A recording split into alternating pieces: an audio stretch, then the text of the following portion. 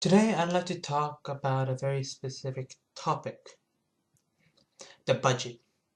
Generally speaking, there's always been, based on the British or Anglo-Saxon model, we have a budget that comes out during the start of May, and that budget covers what will be the funding for the following years or the following few years based on government incentives or government plans. This includes cuts, increases to fees, raised taxes, etc. Anything that's related to monetary terms. And the budget itself can be brought down by the Senate, but the Senate itself doesn't have the power to create a budget.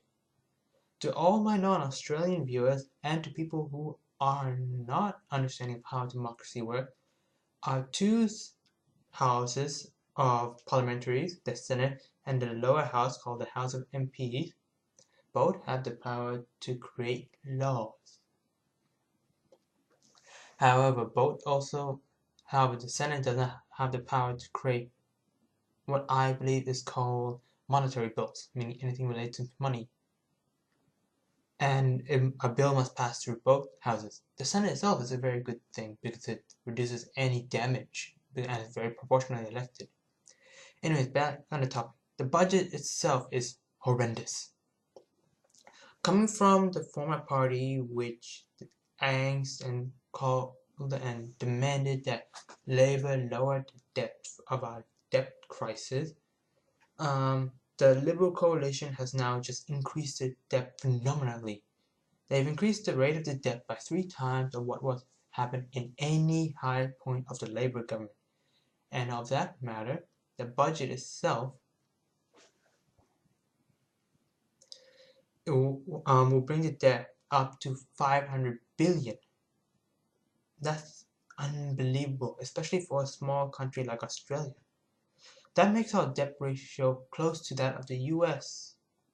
And that's something we cannot have because eventually you will have a downgrade in your credit rating and the debt itself will cause massive problem and cutbacks.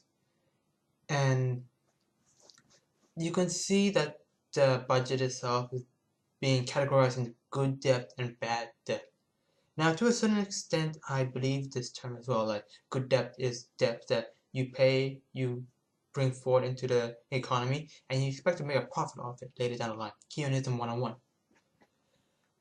But the fact that the Liberal coalition is making this statement is a bit hypocritical in my opinion. The budget itself has horrible incentives. It cuts pensions to a lot of public servants, and it reduces housing affordability. And the last one, which will most likely affect younger generations, is a student fee. That the government generally has, for HEX loan, has a cap where you pay, if once you start making over $57,000 or so, you can pay back your HEX loan. If you don't earn over this much, you'll have to pay a cent. The new budget reduces this greatly to 42,000. And that's terrible because according to the statistics, in order to actually pay back a standard university degree these days, with $42,000 in salary, you will have to wait up paying it after 59 years. That's your entire life.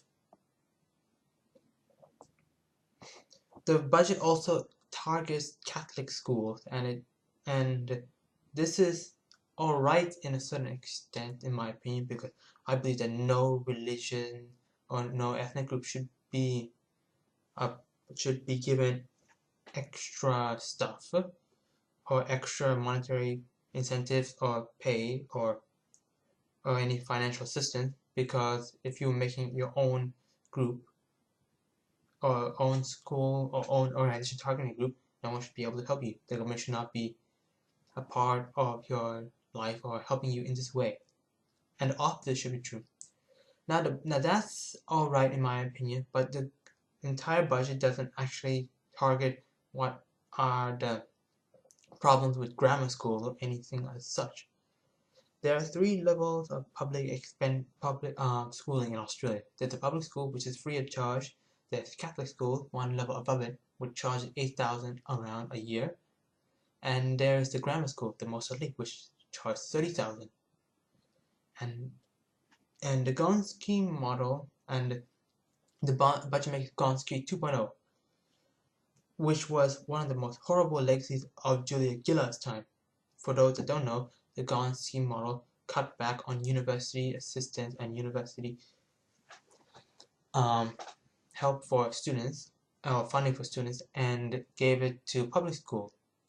And public schools do need more assistance because the gap is widening and we have a greater inequality in Australia. Just look at our MPs. I believe more than a third of our parliamentary or our upper class comes directly from 8 or so pretty prestigious grammar schools.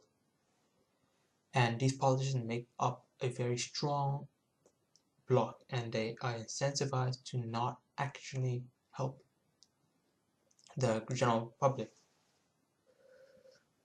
So that's one of the alright things, but it cuts a lot of the university fees that are necessary for student assistance. Finally, the budget itself will be synonymous and will support the new coal mine. And that's also bad because coal is dying and we should be investing in renewable energy. Finally, the budget itself is more greatly targeting what I believe is called dole budgets or Centrelink payment. And the people on Centrelink are already living below the poverty line. You'll see me talk about it in our previous housing assistance or Centrelink debacle videos. The whole budget itself is a massive failure, and it's not helping address any of the situations in Australian society. But that's kind of expected. And I'm being a bit pessimistic, but I don't know what else I can say. I really don't know or realize what else I can tell my viewers to discuss. I mean, hopefully the Senate will strike down most of the problems or difficulties within the budget, but it's just a very strong downward decline and it's not helping anyone in any way.